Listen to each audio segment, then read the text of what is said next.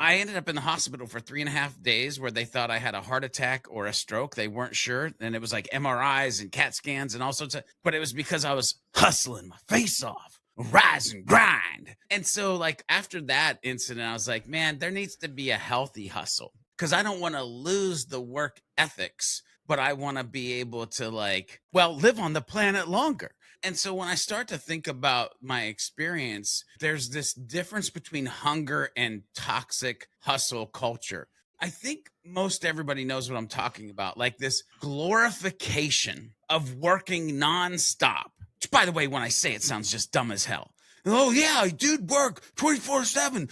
No, but it was almost like this badge of honor that people wear because they're doing like this thing and they want to prove to the world that they're doing this thing. How about you just prove to yourself that you're worth enough to do the things that you're doing? And that's enough value on the planet instead of broadcasting it in this like rise and grind or hustle culture. Like, anyway, this idea that you must constantly be on the go to prove your worth, uh, there, there's something missing there, right?